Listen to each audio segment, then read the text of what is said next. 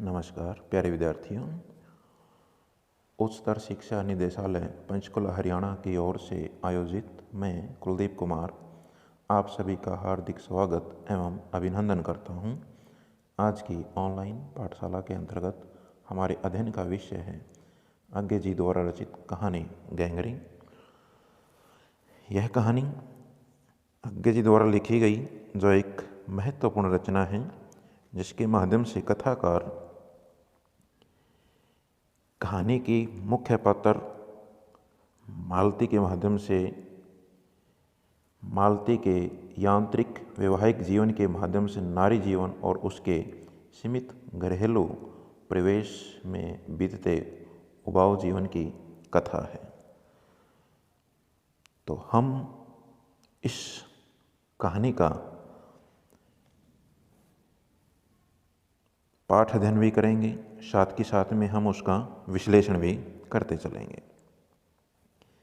दोपहर में उस सूने आंगन में पैर रखते ही मुझे ऐसा जान पड़ा मानो उस पर किसी सांप की छाया मंडरा रही हो। उसके वातावरण में कुछ ऐसा अकथ्य अस्पृश्य किंतु फिर भी भोजिल और परंकंपमय और घना सा फैल रहा था। जैसे ही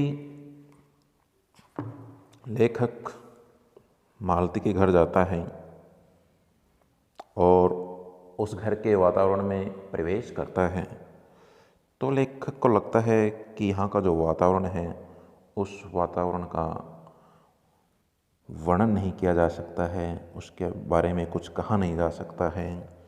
अस्पृश्य वो स्पर्श करने के योग्य भी नहीं था।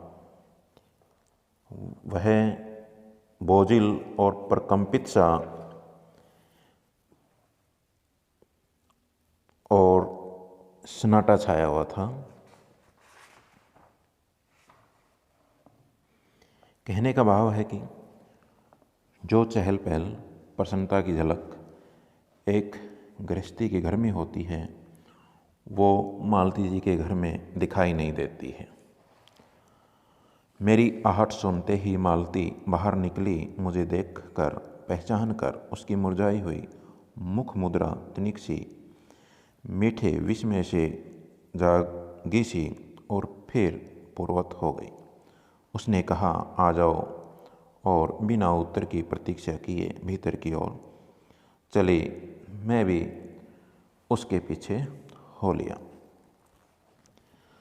तो लेखक के पहुंचने के बाद में लेखक की आहट को सुनकर, उसके आने की आहट को सुनते ही मालती अपने घर से बाहर निकलती है, लेखक को देखती है, पहचानती है मुरझाई हुई मुद्रा से,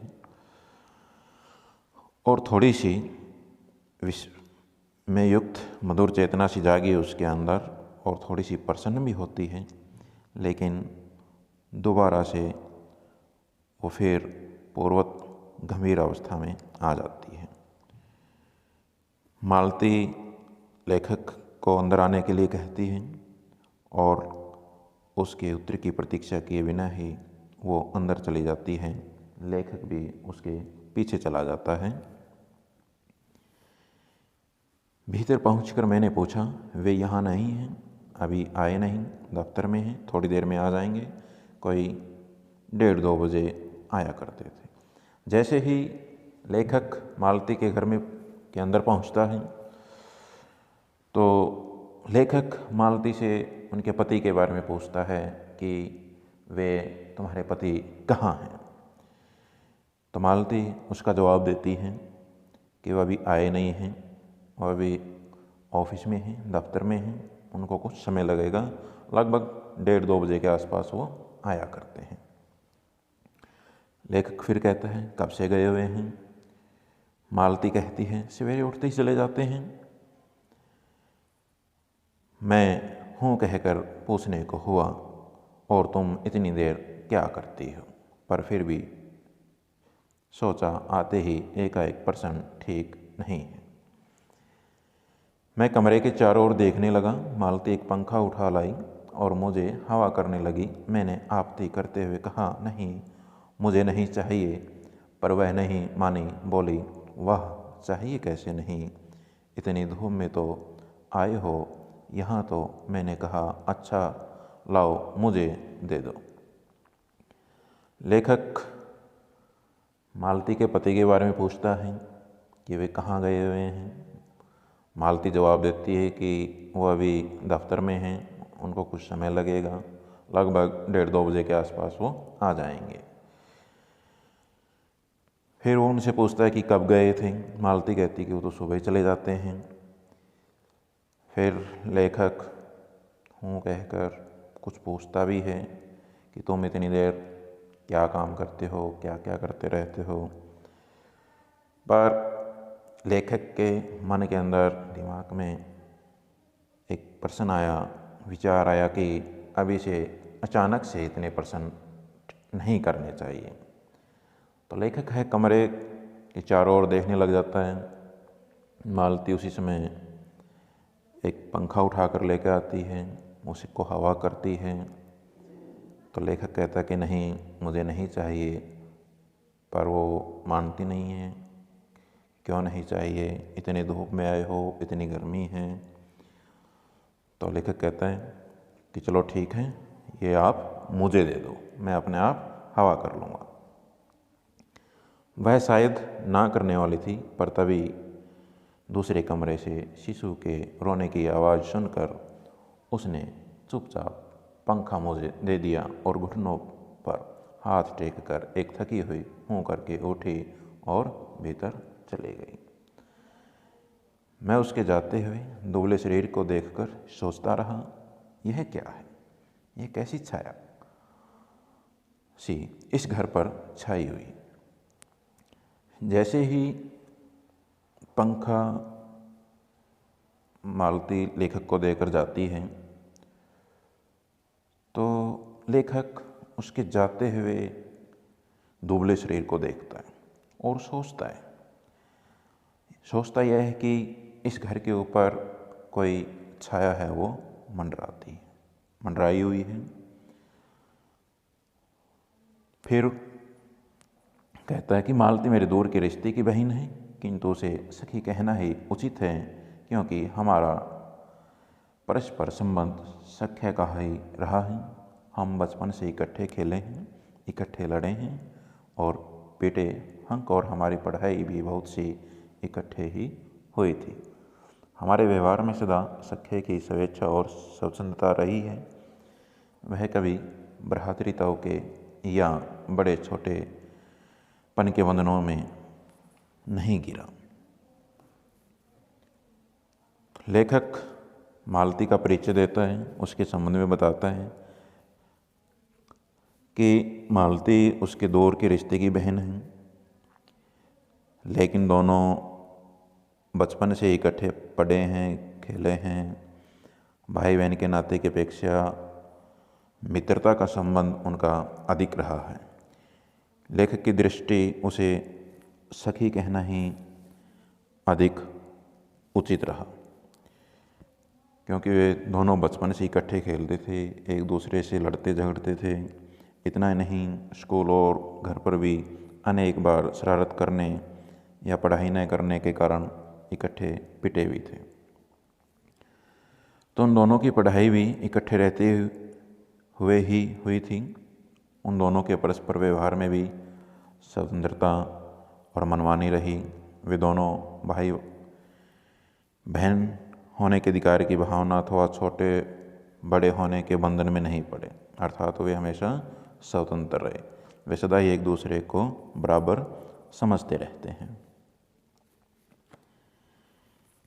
मैं आज कोई 4 वर्ष बाद उसे देखने आया हूँ। जब मैंने उसे इससे पूर्व देखा था तब वह लड़की थी, अब वह विवाहित है।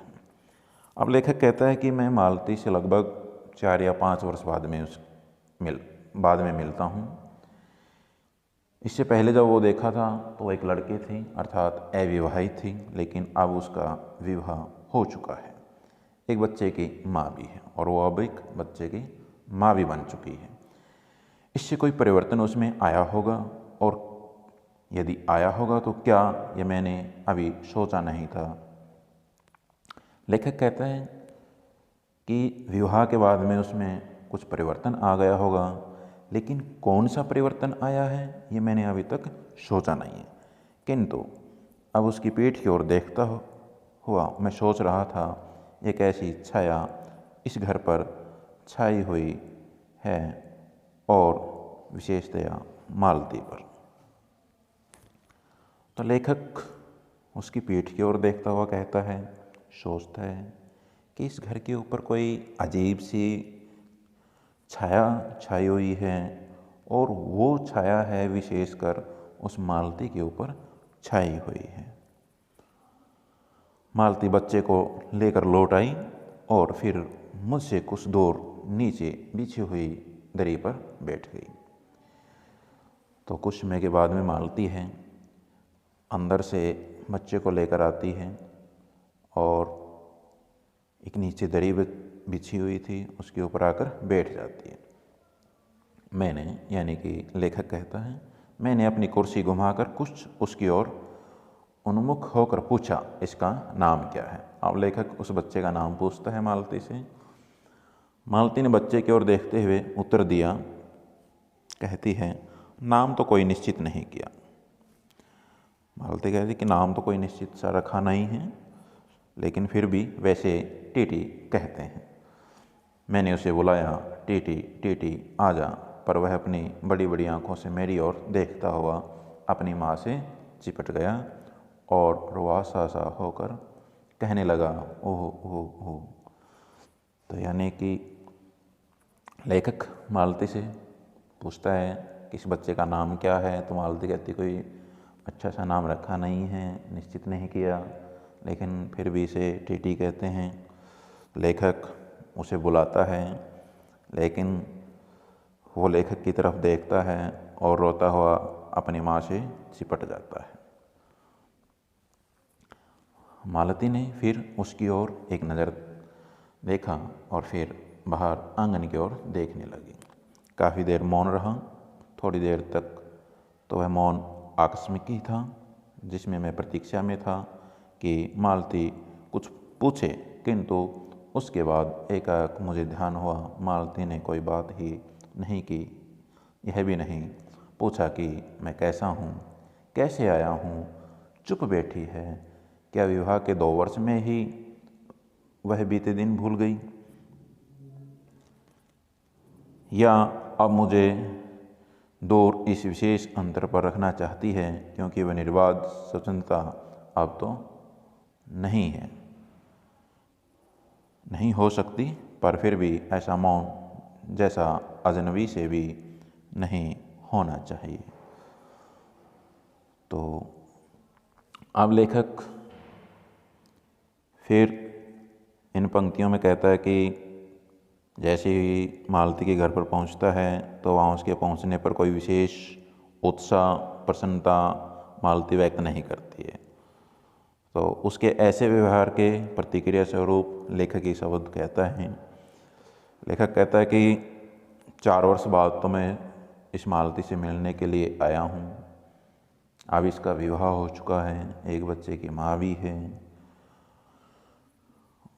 वह लेखक के आने पर उसे विवाह से पूर्व की क्षमता से नहीं मिलती, अपितु बहुत ही मौन भाव से उसे बिठाती है। यानी कि जैसे पहले वो बचपन में खेलते थे, मिलते थे, उस समय जो दोनों में आज़ादी थी, स्वतंत्रता थी, वो अब मालती में दिखाई नहीं देती है।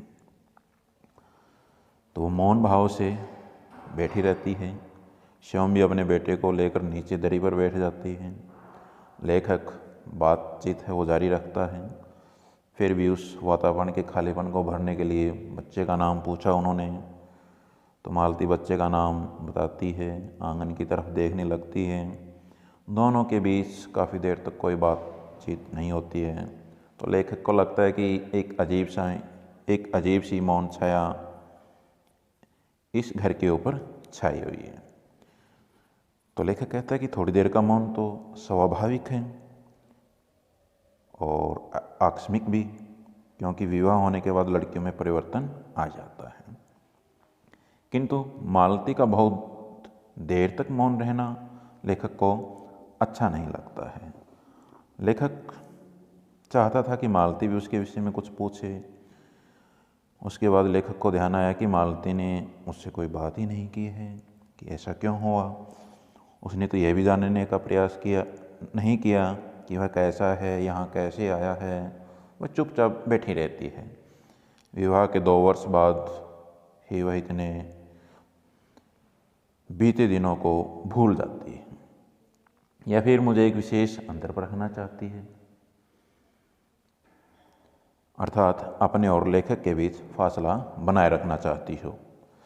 तो लेखक यह अनुभव करता है कि विवाह पूर्व जैसी निर्बाध स्वतंत्रता नारी जीवन में नहीं हो सकती। अर्थात कहने का मतलब ये कि जब तक लड़की का विवाह नहीं होता तो एक स्वतंत्र होती है, इधर उधर घूम सकती है, खेल सकती है। लेकिन जब शादी हो जाती है तो उसके बाद में पहले वाली जो स्वतंत्रता है वो नहीं रहती है।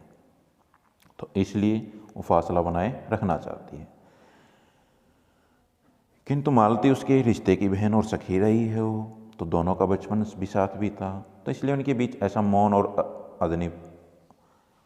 अजनबीपन की भावना नहीं होनी चाहिए थी। अर्थात लेखक ये चाहता है कि मालती उससे अपनेपन का व्यवहार करें, किंतु मालती द्वारा ऐसा न किया जाने पर लेखक का ऐसा सोचना उचित प्रतीत होता है। तो कहने का मतलब ये है कि विवाह के बाद में मालती के जीवन के अंदर जो परिवर्तन आता है लेखक उसका वर्णन करता है, क्योंकि लेखक तो ये चाहता है कि मालती के साथ वैसा व्यवहार करे जो उसे विवाह से पूर्व करती थी, किंतु ऐसा न होने पर उसे आश्चर्य होता है। मैंने कुछ खिन्न सा होकर दूसरी ओर देखते हुए कहा, जान पड़ता है तुम्हें मेरे आने से विशेष प्रसन्नता नहीं हुई। जब मालती लेखक से उसके बारे में नहीं पूछती है, खुशी व्यक्त नहीं करती है, तो लेखक भी उदास सा होकर, खिन्न सा होकर कहता है, दूसरी तरफ देखते हुए कहता है मालती से कि मुझे ऐसा लगता है कि तुम्हें मेरे आने से खुशी नहीं है। उसने एकाएक चौंक कर कहा हो, मालती कहती है। लेखक कहता है, यह हूँ प्रश्न सूचक था, किंतु इसलिए नहीं कि मालती ने मेरी बात नहीं सुनी। नहीं थी केवल विस्मय के कारण, इसलिए मैंने अपनी बात दोहराई। नहीं, चुप बैठा रहा। मालती कुछ बोली नहीं। थोड़ी देर बाद मैंने उसकी ओर देखा। वह एकटक मेरी ओर देख रही थी, किंतु मेरे उधर उन्मुख होते ही उसने आंखें नीची कर ली। फिर भी मैंने देख उन आंखों में कुछ विचित्र सा भाव था, मानो मालती के भीतर कहीं कुछ चेष्टा कर रहा हो, किसी बीती हुई बात को याद करने की, किसी बिखरे हुए वायुमंडल को पुनः जगाकर गतिमान करने, कभी किसी टूटे हुए व्यवहार तंतु को पुनर्जीवित करने की और चेष्टा में सफल न हो रहा हो। वैसे जैसे बहुत देर से प्रयोग में न लाए हुए अंग को व्यक्ति एकाएक उठाने लगे और पाए कि वह उठता भी नहीं है, चीर विस्मृति में मानो मर गया है, उतने क्षीण बल से यद्यपि वह सारा प्राप्य बल है उठ नहीं सकता। मुझे ऐसा जान पड़ा मानो किसी जीवित प्राणी के गले में किसी मृत जंतु का तोक डाल दिया गया हो। वह उसे उतार कर फेंकना चाहे पर उतार न पाए। तो लेखक कुछ वर्षों के बाद में, यानी कि 4-5 वर्षों के बाद में जब मालती से मिलता है और जब मालती के घर पर जाता है, तो लेखक देखता है कि मालती कि खुश नहीं है, प्रसन्न नहीं है। तो ऐसे व्यवहार को देखकर लेखक को लगता है कि अब वह उसे एक विशेष अंतर पर रखना चाहती होगी। लेखक के पूछने पर कि मेरे आने पर विशेष प्रसन्न नहीं हुई, तो अचानक से वो हूँ कहकर ही चुप हो जाती है। लेखक फिर पूछता है और उसकी ओर देखता है, पाता है कि वह एकटक उसकी ओर देख रही है, किंतु उसने फिर भी आंखें नीची कर ली। लेखक को उसकी आंखों में एक अद्भुत सा भाव दिखाई देता है। लेखक को ऐसा लग रहा था कि मानो मालती के भीतर कहीं कुछ चेष्टा कर रहा हो, किसी बीती हुई बात को याद करने की, या बीती बातों या जीवन को पुनः स्मरण करने का प्रयास कर रही हो। लेखक मालती की आंखों को याद करने की अर्थात लेखक मालती की आंखों में उभरे भाव से ऐसा प्रतीत होता है कि मानो वह किसी बिखरे हुए वायुमंडल को पुनः जाकर गतिमान करने का प्रयास कर रही हो, या किसी फिर टूटे हुए व्यवहार तंतु को जीवित करने का प्रयास कर रहा हो, किंतु उसमें वो सफल नहीं हो रहा था। वैसे ही जैसे बहुत देर से प्रयोग में न लाए हुए अंग को व्यक्ति यदि अचानक से उठाने का प्रयास करता है और वह उठ न पाए, देर तक भूल जाने के कारण मानो वह मर गया हो, उतने थोड़े से बल से वह उठ नहीं सका हो, या फिर मानो किसी जीवित प्राणी के गले में किसी मरे हुए जानवर का शरीर बांध दिया गया हो। वह उसे उतार कर फेंकना चाहता है, लेकिन वह उसे उतार नहीं सकता है। ठीक ऐसी स्थिति उस समय मालती की हो रही थी। वह विवाह के बाद ऐसा स्वतंत्रतापूर्वक व्यवहार करना मानो भूल गई हो, और लेखक को देखकर ऐसा व्यवहार करना चाहती है परंतु कर नहीं पा रही है वो। तो यहाँ जो लेखक हैं उसकी मनोदशा का वर्णन करता है। तभी किसी ने किवाड़ खटखटाए। मैंने मालती की ओर देखा पर वह हिली नहीं। जब किवाड़ दूसरी बार खटखटाया गए तब वह शिशु को अलग करके उठी और किवाड़ खोलने गई। वे यानी मालती के पति आए। मैंने उन्हें पहली बार देखा था, यद्यपि फोटो से उन्हें पहचानता था। परिचय हुआ। मालती खाना तैयार करने आंगन में चली गई और हम दोनों भीतर बैठकर बातचीत करने लगे, उनकी नौकरी के बारे में, उनके जीवन के बारे में, उस स्थान के बारे में और ऐसे अन्य विषयों के बारे में जो पहले परिचय पर उठा करते हैं, एक तरह का सुरक्षात्मक कवच बनकर। तो जैसे ही लेखक मालती के भावों को पढ़ रहा था तो उसी समय बाहर से किसी के दरवाज़ा खटखटाने की आवाज़ आती है। लेखक मालती की तरफ देखता है, मालती हिलती नहीं है वहाँ से। दूसरी बार दरवाज़ा खटखटाया जाता है तो अपने बच्चे को अपने से अलग करके उठती है, दरवाज़ा खोलने जाती है। तो जब उसमें उनके पति यानी कि महेश्वर आए हुए थे, तो लेखक ने उसे पहली बार देखा था लेकिन फ़ोटो इत्यादि के माध्यम से पहचान लिया। दोनों में परिचय हुआ। मालती खाना बनाने चली जाती है। दोनों भीतर बैठकर बातचीत करते हैं, नौकरी के बारे में, जीवन के बारे में, स्थान के बारे में, अन्य विषयों के बारे में। यानी कि जब मेहमान घर पर आया हुआ है और जब हम एक दूसरे से परिचय करते हैं तो सामान्य बातें यही होती है कि क्या काम करते हैं, कौन सी नौकरी करते हैं, किस क्षेत्र में करते हैं, जीवन में क्या कुछ नया है, तो इसके बारे में बातचीत करते हैं दोनों। मालती के पति का नाम महेश्वर है। वह एक पहाड़ी गांव में सरकारी डिस्पेंसरी के डॉक्टर हैं। उसकी हैसियत से इन क्वार्टरों में रहते हैं। प्रातःकाल 7 बजे डिस्पेंसरी चले जाते हैं और 1:30 या 2 बजे लौटते हैं। उसके बाद दोपहर भर छुट्टी रहती है। केवल शाम को 1-2 घंटे फिर चक्कर लगाने के लिए जाते हैं। डिस्पेंसरी के साथ के छोटे से अस्पताल में पड़े हुए रोगियों को देखने और अन्य ज़रूरी हिदायतें करने। उनका जीवन भी बिल्कुल एक निर्दिष्ट ढर्रे पर चलता है। नित्य वही काम, उसी प्रकार के मरीज, वही हिदायतें, वही नुस्खे, वही दवाइयाँ, वही स्वयं उगताए हुए।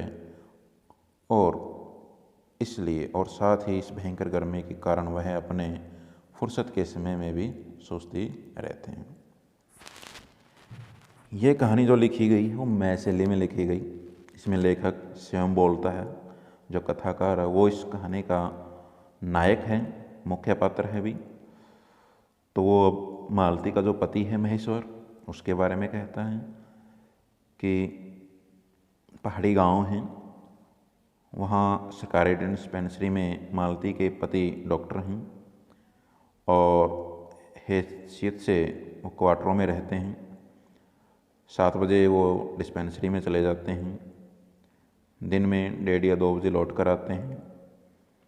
दोपहर भर की छुट्टी रहती है, शाम को 1-2 घंटे फिर चले जाते हैं और छोटे से अस्पताल में पड़े हुए रोगियों को देखने और अन्य जो ज़रूरी हिदायतें करने का जो काम है वो भी मालती के पति महेश्वर का था। नित्य वही काम, यानी कि हर रोज़ वही काम करना पड़ता था। इस गैंग्रीन कहानी का दूसरा जो नाम है वो रोज़ कहानी भी है। यानी कहने का मतलब है कि जो मालती अपने घर के अंदर जो काम करती है वो जो उसकी दिनचर्या है, हर दिन वही काम होते रहते हैं। ठीक इसी प्रकार मालती के पति जो महेश्वर हैं वो जो काम करते हैं, उनके पास जो रोगी आते हैं वो भी एक जैसे ही आते हैं। अर्थात कहने का मतलब ये है कि उन रोगियों का जो इलाज है वो एक जैसा है। हर रोज़ वही इलाज करना होता है, वही दवाइयाँ देनी होती हैं, वही हिदायतें उनको देनी होती हैं। तो कहने का मतलब ये है कि डॉक्टर महेश्वर है, उसकी दिनचर्या का वर्णन किया गया। मालती हम दोनों के लिए खाना ले आई। मैंने पूछा, तुम नहीं खाओगी या खा चुकी? जैसे ही मालती खाना लेकर आती है, लेखक मालती से पूछता है, तुम नहीं खाओगी क्या खाना या खा चुकी हो? महेश्वर बोले कुछ हंसकर, वह पीछे खाया करती है। अब दोनों लेखक और डॉक्टर के बीच में संवाद होते हैं। पहले लेखक बोलता है मालती से कि क्या तुम खाना नहीं खाओगी? उसके बाद में महेश्वर बोलता है कुछ हंसता हुआ कि वह हमेशा से पीछे खाया करती है, जो एक भारतीय नारी खाती है कि पहले उसका पति खाना खाए फिर वो खाती है। पति 2:30 बजे खाना खाते हैं, इसलिए पत्नी 3 बजे तक भूखी बैठी रहेगी। यानी कि एक भारतीय नारी की ये भी विशेषता है कि जो खाना है वो खाना हमेशा अपने पति के बाद में खाती है, कि पहले उसका पति खाना खाए और फिर वो। महेश्वर खाना आरंभ करते हुए मेरी ओर देखकर बोले, आपको तो खाने का मज़ा क्या ही आएगा, ऐसे बेवक्त खा रहे हैं। तो जैसे ही डॉक्टर कहता है उसे, लेखक की ओर देखते हुए, कि अब तो खाने का तो समय नहीं है, बेटाइम हो चुका है, बेवक्त हो चुका है, इसलिए अब खाने का क्या मज़ा रहेगा। तो लेखक उसका उत्तर देता है कि मैंने उत्तर दिया, वाह, देर से खाने पर तो और भी अच्छा लगता है, भूख बढ़ी हुई होती है, पर शायद मालती बहन को कष्ट होगा। लेखक कहता है कि नहीं, ऐसी कोई बात नहीं है, देर से खाने पर तो और भी अच्छा लगता है क्योंकि भूख बढ़ी हुई होती है, और जब भूख बढ़ी हुई है तो शायद मुझे लगता है कि मालती बहन को कष्ट होगा, अर्थात उसे देर तक खाना पकाना पड़ेगा। मालती टोक कर बोली, ओह, मेरे लिए ये तो नई बात नहीं है, रोज़ ऐसा ही होता है। यानी कि मुरझाए हुए स्वर में मालती बोलती है, अर्थात एक भारतीय नारी बोलती, कहते हैं कि मेरे लिए रोज़ की बात नहीं है, ये तो रोज़ ऐसे ही होता रहता है, अर्थात ये तो मेरी दिनचर्या है। मालती बच्चे को गोद में लिए हुए थी, बच्चा रो रहा था पर उसकी ओर कोई भी ध्यान नहीं दे रहा था। मैंने कहा, यह रोता क्यों है? तो मालती कहती है, हो ही गया है चिड़चिड़ा सा, हमेशा ही ऐसा रहता है। फिर बच्चे को डांट कर कहा, चुप कर, जिससे वह और भी रोने लगा। मालती ने भूमि पर बिठा दिया और बोली, अच्छा ले, रो ले, और रोटी लेने आंगन की ओर चले गई। जब हमने भोजन समाप्त किया तब 3 बजने वाले थे। महेश्वर ने बताया कि उन्हें आज जल्दी अस्पताल जाना है। वहाँ एक दो चिंताजनक केस आए हुए हैं जिनका ऑपरेशन करना पड़ेगा। दो की शायद टांग काटनी पड़े, गैंग्रीन हो गया है। थोड़ी ही देर में वह चले गए। मालती किवाड़ बंद कर आई और मेरे पास बैठने ही लगी थी कि मैंने कहा अब खाना तो खा लो, मैं उतनी देर टीटी से खेल लेता हूँ। तो जैसे ही 3 बजने वाले थे, लेखक और डॉक्टर ने खाना खा लिया था उस समय, और महेश्वर कहता है लेखक से कि आज मुझे जल्दी से अस्पताल में जाना पड़ेगा क्योंकि वहाँ बहुत ही चिंताजनक केस आए हुए हैं। हो सकता है कि उनका ऑपरेशन भी करना पड़े, टांग भी काटनी पड़ सकती है, अर्थात उनको गैंग्रीन हो गया है। तो कुछ समय बाद में वो वहाँ से चले जाते हैं। मालती दरवाज़ा बंद करके आती है, उसके पास बैठती है। लेखक कहता है कि अब तुम खाना खाइए, मैं उतनी देर से इस बच्चे के साथ में कहता हूँ। इस वीडियो में हम यहाँ तक पढ़ते हैं। अगले वीडियो में इस कहानी का हम शेष भाग पढ़ते हैं। धन्यवाद।